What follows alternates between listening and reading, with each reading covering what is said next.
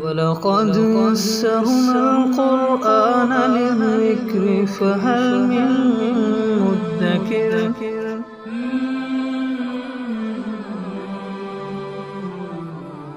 سورۃ البقرہ آیت نمبر 230۔ اعوذ باللہ من الشیطان الرجیم، بسم اللہ الرحمن الرحیم۔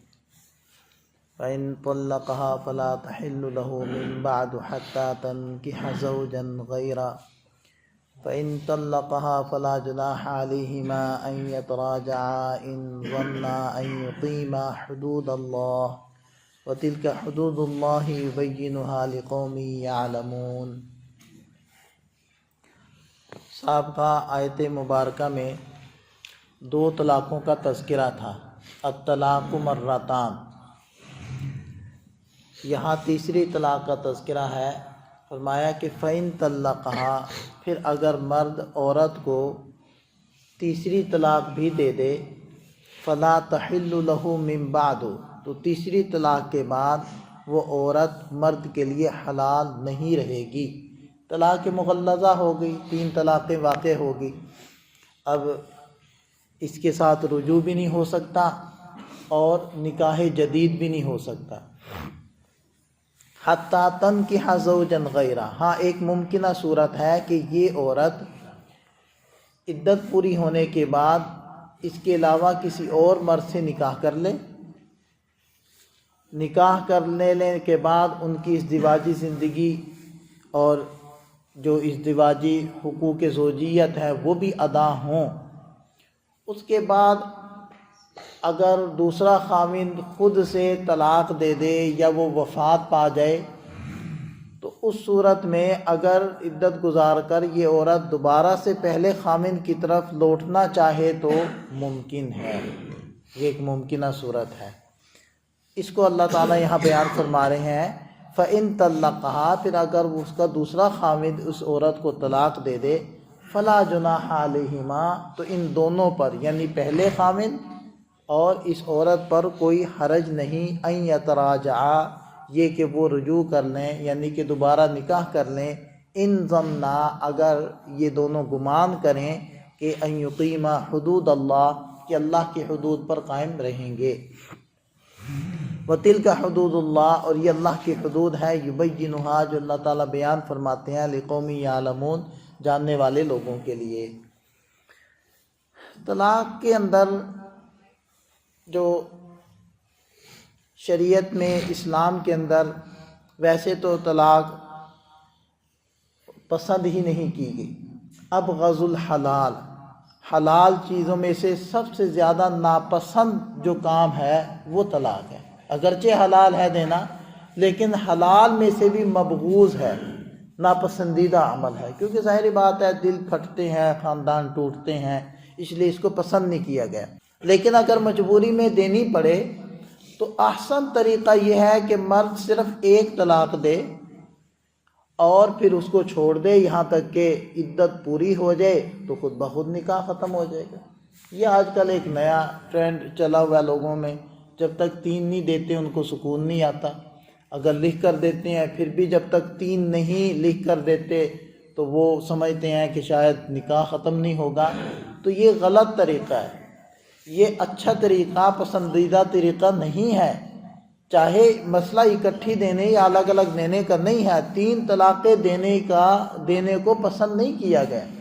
حضرات صحابہ کرام ان کے ہاں بھی اگر ایسا موقع ہوتا تو 1 طلاق دے دی جاتی۔ تو احسن طریقہ یہ ہے، اگر مجبوری میں یہ معاملہ کرنا بھی پڑے، کہ طہر کی حالت میں یعنی عورت کے پاکی کے ایام ہوں اور ان پاکی کے ایام میں مجامات اور مقاربت بھی نہ ہوئی ہو، تو اس میں صرف 1 مرتبہ طلاق دے دے اور پھر چھوڑ دے، جب عدت پوری ہوگی تو خود بخود نکاح ختم ہو جائے گا، مزید کچھ کرنے کی ضرورت نہیں ہے۔ اس کے اندر دونوں گھروں کے لیے فائدہ ہے کہ اگر بعد میں مصالحت ہو جاتی ہے تو کم سے کم رجوع تو ممکن ہے، اور جو مقصد تھا مطلب اس کو اپنے نکاح سے نکالنا وہ تو ختم ہو گئی، وہ تو نکل گئی۔ اس چیز کا خیال کر لینا چاہیے۔ ہاں قرآن نے پھر الطلاق مرتان، 2 کی بھی اجازت دی ہے کہ ٹھیک ہے اگر تم 2 بھی دیتے ہو، یعنی الگ الگ کر کے، یعنی ایک طہر میں ایک مرتبہ دیتے ہو، اگلے پاکی کے ایام میں دوسری مرتبہ دیتے ہو تو ٹھیک ہے، یہ بھی ٹھیک ہے، اس کی بھی اجازت ہے۔ لیکن اس میں یہ ہے کہ آپ کے پاس جو 3 اختیار تھے، آپ نے ان میں سے 2 کو استعمال کر لیا، یا 3 آپ کے پاس کڑیاں تھیں، آپ نے 2 کو توڑ دیا، اپنے آپ کو کمزور کیا نا۔ لیکن یہاں تک قرآن نے بھی اجازت دیا کہ ٹھیک ہے الطلاق مرتان، 2 مرتبہ، تو 2 مرتبہ وہ اکٹھی تو نہیں دینی نا، الگ الگ دینی ہے، کیونکہ اگر کوئی آدمی 2 روپے کسی کو دیتا ہے، اکٹھے دیتا ہے، تو یوں تو نہیں لینے والا کہہ سکتا کہ اس نے مجھے 2 مرتبہ یہ روپے دیے ہیں، تو 1 مرتبہ ہی دیے ہیں نا۔ تو 2 مرتبہ کا کیا مطلب ہے؟ یعنی الگ الگ، ٹھیک ہے جی۔ تو اگر دینی بھی پڑے تو ہر پاکی کے ایام میں 1 طلاق دے، اور پھر اس کو چھوڑ دے یہاں تک کہ اس کی عدت ختم ہو جائے، یہ بھی قرآن نے اجازت دے دی۔ لیکن تیسری اگر دے دی تو پھر تو آپ کے ہاتھ سے گیم ہی نکل گئی اور اختیار ہی ختم ہو گیا، اب تو کچھ بھی نہیں بچا۔ تو لوگوں کو غصہ بھی آتا ہے، ٹھیک ہے طلاق غصے میں ہی، کوئی پیار محبت والی چیز تو ہوتی نہیں ہے، ٹھیک ہے غصے میں ہی آدمی دے دیتا ہے، لیکن کم سے کم 1 تک تو محدود رہے۔ یہ کیا ہے کہ جب تک 3 فائل نہیں کرتا وہ خاموش نہیں ہوتا، اس لیے اپنے آپ کو قابو میں رکھنے والی یہ باتیں ہوتی ہیں۔ نکاح کر لینے کے بعد جن الفاظ کو طلاق دے دینی چاہیے، یعنی زندگی بھر ان الفاظ کو اپنی زبان پر نہیں آنے دینا چاہیے، نہ عام حالت میں نہ غصے کی حالت میں، وہ یہ لفظ طلاق ہے۔ یا اشاری الفاظ، یعنی اشارتاً بھی کنایتاً بھی ایسے الفاظ نہ بولے، اور صراحتاً بھی ایسے الفاظ نہ بولے جس سے نکاح کے اوپر کوئی آ جائے۔ بقیہ یہ جو ایک بحث عام طور پر کی جاتی ہے کہ جی 3 اکٹھی دے دی جائیں تو وہ 3 نہیں ہوتی، وہ 1 ہی ہوتی ہیں، تو یہ بات غلط ہے۔ 3 تو 3 ہی ہوتی ہیں، کیونکہ نبی پاک صلی اللہ علیہ وسلم کے سامنے، یہ نسائی شریف کی روایت ہے، محبوب بن لبید رحمہ اللہ کی روایت ہے کہ آپ صلی اللہ علیہ وسلم کے سامنے ایک صاحب کا تذکرہ کیا گیا کہ جس نے اکٹھی اپنی بیوی کو 3 طلاقیں دے دی، تو نبی پاک صلی اللہ علیہ وسلم غصے ہو گئے، کھڑے ہو گئے اور ارشاد فرمایا کہ کیا اللہ کی کتاب کے ساتھ کھیلا جا رہا ہے، حالانکہ میں خود ان لوگوں کے اندر موجود ہوں۔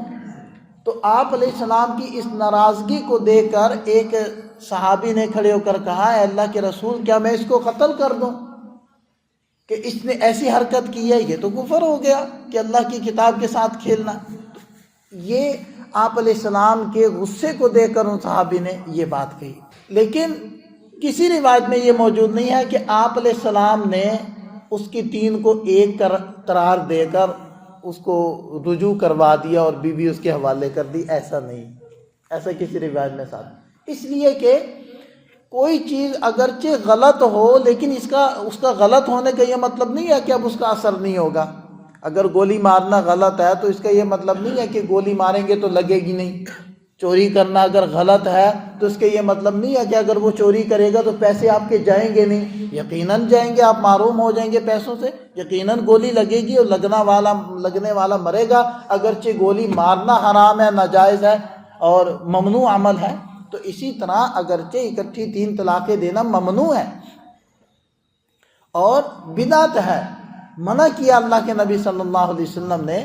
قرآن بھی جو تعبیر بیان کر رہا ہے اس سے بھی پتہ چلتا ہے کہ یہ کوئی اچھا فعل نہیں ہے، لیکن اس کا یہ مطلب نہیں ہے کہ پھر وہ ہوں گی نہیں۔ اسی طرح حضرت عویمر عجلانی رضی اللہ عنہ، انہوں نے نبی پاک صلی اللہ علیہ وسلم کے سامنے اپنی زوجہ کو 3 طلاقیں دی تھی، تو آپ علیہ السلام نے اس کو نافذ فرمایا۔ اور ویسے بھی آپ یہ دیکھیں کہ اگر وہ 3 نافذ نہ ہوتی تو نبی پاک صلی اللہ علیہ وسلم اتنے ناراض بھی تو نہ ہوتے۔ آپ علیہ السلام فرماتے کہ اس نے جلد بازی کی، حالانکہ 3 ایک ہی لفظ سے اکٹھی 3 دے دی، 3 نے تو ہونا ہی نہیں ہے، ہونا ہی 1 نے ہے، تو اتنا غصے والی بات تو تھی بنتی بھی نہ۔ اگر 3 نہ ہوتی تو 3 ہونی تھی اور ہو چکی تھی، تبھی تو آپ علیہ السلام نے ناراضگی کا اظہار فرمایا۔ اور اس بات کے اوپر حضرات صحابہ کرام کا اجماع ہے۔ حضرت عمر فاروق رضی اللہ عنہ کی موجودگی میں اس بات کے اوپر اجماع ہوا ہے کہ 3 ہی ہوتی ہیں، اب یہاں تھوڑی سی میں بات عرض کرنا چاہوں گا، آپ حضرات بھی سمجھ لیں اچھے سے، کہ حضرت عبداللہ ابن عباس رضی اللہ عنہما ارشاد فرماتے ہیں کہ نبی پاک صلی اللہ علیہ وسلم کے زمانے کے اندر 3 طلاقوں کو ایک شمار کر لیا جاتا تھا۔ حضرت ابوبکر صدیق رضی اللہ عنہ کے 2 سالہ دور خلافت کے اندر بھی ایسے ہی تھا۔ حضرت عمر رضی اللہ عنہ کے دور خلافت میں ابتدائی 2 سالوں کے اندر بھی ایسے ہی تھا، لیکن پھر حضرت عمر رضی اللہ عنہ نے یہ بات ارشاد فرمائی کہ اب وہ امانت دیانت کا وقت نہیں رہا، صدق و امانت اب باقی نہیں رہی جو نبی پاک صلی اللہ علیہ وسلم کی موجودگی میں تھی، لہذا اب یہ فیصلہ ہونا چاہیے کہ جو 3 الفاظ بولے تو اس کو 3 ہی شمار کیا جائے۔ تو اس کے اوپر سارے صحابہ کرام متفق ہو گئے۔ اب اس کو بنیاد بنا کر بعض لوگ یہ کہنے لگ گئے کہ یہ تو حضرت عمر رضی اللہ عنہ کا فیصلہ تھا، آپ صلی اللہ علیہ وسلم کا تو فیصلہ نہیں تھا، تو ہم تو آپ علیہ السلام کا کلمہ پڑھنے والے ہیں، حضرت عمر رضی اللہ عنہ کا کلمہ تو نہیں پڑھنے والے، تو ہم ان کو کیوں مانیں یا ان کی بات کیوں مانیں؟ یہ عام طور پر کہا جاتا ہے۔ تو اس بات کو اچھے سے سمجھ لیں، یہ حضرت عمر رضی اللہ عنہ نے جو اجماع کیا تھا، یعنی سارے صحابہ کرام کو ایک بات پر جمع کیا تھا، وہ ایک خاص صورت تھی طلاق کی۔ وہ کیا صورت تھی؟ وہ یہ صورت تھی کہ اگر کوئی آدمی اپنی بیوی کو یوں کہے کہ تجھے طلاق ہے، طلاق ہے، طلاق ہے، یہ خاص صورت ہے، یہ جو الفاظ میں نے بولے ہیں یہ وہ الفاظ ہیں، یہ وہ خاص صورت ہے کہ جس کے اوپر اب یہ جو الفاظ ہیں کہ تجھے طلاق ہے، طلاق ہے، طلاق ہے، یا اس کو تجھے ہر دفعہ لگا لے، تجھ کو طلاق، تجھ کو طلاق، تجھ کو طلاق، یہ وہ الفاظ ہیں کہ جن کے اندر دونوں احتمال ہیں کہ اس سے 3 مراد ہیں یا 1 مراد ہے۔ عربوں میں بعض دفعہ یہ بھی ہوتا تھا کہ وہ 3 مراد نہیں ہوتی تھی، مراد تو 1 ہوتی تھی، لیکن اس کو 2 دفعہ اور کہہ دیتے تھے ذرا بات پکی ہو جائے۔ جیسے ہم بھی بعض دفعہ اپنی بات کو مضبوط کرنے کے لیے بھائی میں نے کر لیا ہے، کر لیا ہے، کر لیا ہے، یہ کہہ دیتے ہیں۔ تو یہ وہ والی صورت تھی، یہ وہ خاص صورت تھی، ورنہ 3 کا لفظ جہاں آ گیا اس کو تو نبی پاک صلی اللہ علیہ وسلم نے بھی 3 ہی فرمایا اور 3 ہی نافذ فرمایا، وہ عام صورتیں نہیں تھی، یہ خاص صورت ہے۔ اب بات کو تھوڑا سا فرق سمجھ میں آ رہا ہے، ایک ہے کہ مرد کا یہ کہنا کہ تجھے 3 طلاق، اس میں تو شک و شبہ ہی نہیں رہا کہ 3 تو 3 ہی ہوتی ہیں، 3 تو 2 نہیں ہوتی، 3 تو 1 نہیں ہوتی۔ اور یہاں کیا الفاظ ہیں؟ یہ خاص صورت کیا تھی کہ تجھے طلاق، تجھے طلاق، تجھے طلاق، یہ وہ خاص صورت کہ اس کے اوپر چونکہ عربوں کے ہاں یہ رواج تھا اور وہ تاکید کے لیے کہہ دیتے تھے، تو نبی پاک صلی اللہ علیہ وسلم قسم لے کر ان کو 1 بھی نافذ فرما دیتے کہ وہ کہتا کہ ہاں میری نیت تو 1 ہی کی تھی، کیونکہ ان میں رواج بھی تھا۔ اب یہاں یہ خود جو میں نے الفاظ بولنے ہیں کہ آپ صلی اللہ علیہ وسلم کا قسم لے کر ان 3 کو 1 نافذ فرمانا، تو یہ قسم کیوں لی جا رہی ہے؟ اگر وہ 3 ہوتی ہی 1 تھی تو پھر قسم بھی نہ لی جاتی نا۔ تو قسم لینے کا مطلب بھی یہ تھا کہ اگر وہ نیت کر لیتا تو وہ 3 ہی ہو جانی تھی۔ قسم اس لیے لی جا رہی ہے کہ اس نے رواج کے مطابق وہ تاکید والی نیت کی ہے، یہ 3 والی نیت کی۔ تو بہرحال آپ علیہ السلام نے اپنے زمانے میں، حضرت صدیق اکبر رضی اللہ عنہ نے اپنے زمانے میں، حضرت فاروق اعظم رضی اللہ عنہ نے 2 سالہ اپنے دور کے اندر اسی طرح کیا، لیکن پھر ارشاد فرمایا اب نبوت سے زمانہ دور ہو چکا ہے، اب لوگوں کے اندر چونکہ اسلام پھیل گیا، بہت زیادہ لوگ مسلمان ہو گئے، اب وہ تربیت کا معیار نہیں رہا ان نئے نئے لوگوں کے لیے، اور لوگوں نے بھی یہ ڈرامے بازی شروع کر لی۔ تو حضرت عمر فاروق رضی اللہ عنہ نے فرمایا کہ اب وہ معیار نہیں ہے صدق و امانت کا، اب ہم یہ اجازت نہیں دے سکتے، لہذا آئندہ سے یہ ہوگا کہ یہ جو 3 دفعہ لفظ بولے گا وہ 3 ہی شمار ہوں گے۔ اس کا مطلب کیا تھا؟ اس کا مطلب یہ تھا کہ آئندہ کوئی تاکید وغیرہ کی نیت نہ کرے، یہ رواج ختم کر دو، یہ 3 دفعہ بولو گے تو 3 شمار ہوگا۔ گویا کہ ایک ماحول ہی بدل دیا نا، ایک تعبیر بدل دی، ایک عرف بدل دیا کہ آئندہ سے تمہارا عرف یہ ہوگا، تو یہ تو عرف بدلا ہے۔ تو اس کے اوپر 1 2 نہیں، سارے صحابہ سارے کے سارے اس بات پر متفق ہو گئے کہ ہاں ایسا ہی ہے۔ اگر حضرت عمر فاروق رضی اللہ عنہ کوئی ایسی بات کرتے جو نبی پاک صلی اللہ علیہ وسلم کے فیصلوں کے خلاف ہوتی تو سارے صحابہ کرام کیسے متفق ہو جائیں؟ یہ وہ خاص صورت تھی کہ جس کے اوپر حضرت عمر فاروق رضی اللہ عنہ نے یہ فیصلہ کیا، اور ائمہ اربع اس کے اوپر متفق ہیں۔ ائمہ اربع امام ابو حنیفہ، امام شافعی، امام مالک، امام احمد بن حنبل رحمہم اللہ تعالی رحمتا واسعہ، ائمہ اربع اس مسئلے کے اوپر متفق ہیں۔ یہ اتنا نازک مسئلہ ہے، اور جس کے اوپر ائمہ اربع متفق ہوں، یعنی اس سے پتہ چلتا ہے کہ اتنے بڑے بڑے فقہاء بھی متفق ہو گئے، اس کا مطلب ہے کہ کوئی گنجائش والی بات تو ہے ہی نہیں۔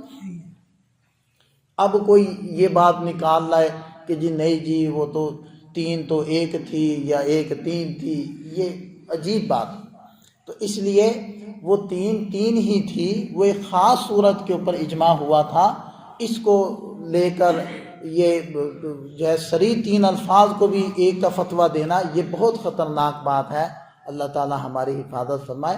بقیہ قرآن کریم نے یہ جو بات فرمائی ہے کہ دوسرے خاوند سے نکاح اور پھر رجوع، تو اس کا بھی یہ مطلب نہیں ہے کہ کوئی پلان کر کے کہ جی یہ مسئلہ ہو گیا ہے، ہم نے نکاح کرنا ہے پھر دوبارہ نکاح کروانا ہے، تو یہ پورا پلان کر کے وہ جو ایسی حرکتیں کرتے ہیں وہ سراسر حرام ہے، ٹھیک ہے نا۔ نکاح موقت جس کو دوسرے الفاظ میں آپ کہہ لیں متع، اہل تشیع کے ہاں متع ہے، متع کو آپ یوں کہہ لیں نکاح موقت، نکاح موقت۔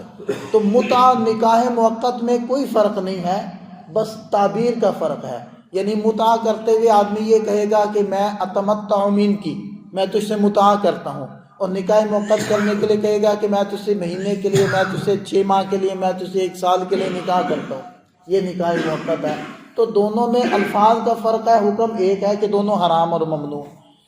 جو بعض لوگ صورتیں اپناتے ہیں کہ جی یہ مسئلہ ہو گیا ہے تو ہم نے نکاح کرنا ہے، تو پھر دوبارہ واپس پھر نکاح کرنا ہے، تو یہ اگرچہ الفاظ ذکر نہ بھی کریں لیکن وہ سارا جو سنیریو ذکر کر دیا، پس منظر ذکر کر دیا، تو اگلے کا ذہن کیا بنا رہے، اور اگلا بھی کہہ رہا ہاں ٹھیک ہے یہ ہو جائے گا، ایسے کر لیں گے۔ تو یہ اگرچہ الفاظ ذکر نہیں کر رہے لیکن ذہنوں کے اندر جو بات ہے نا وہ ایسی ہوتی ہے گویا کہ ذکر کی گئی۔ تو اس طریقے کا نکاح یہ حلالہ جس کو کہتے ہیں کروانا، یہ ناجائز اور حرام ہے، ایسے نہیں کرنا۔ قرآن نے ایک ممکنہ صورت بیان کی ہے کہ اگلے سے انہوں نے نکاح کر لیا، اب اگلے نے اپنی مرضی سے 10 سال بعد، 20 سال بعد، یا 10 دن بعد، 20 دن بعد، اس کی مرضی، اس نے وہ نکاح اس نے ختم کر دیا یا وہ فوت ہو گیا، تو پھر اگر وہ ممکنہ صورت ہے کہ لوٹنا چاہے تو ممکن ہے عدت گزار کر وہ آ جائے۔ یہ باقاعدہ پلان کر کے منصوبہ بندی کر کے یہ ناجائز اور حرام ہے، یہ حلالہ کا مطلب نہیں ہے۔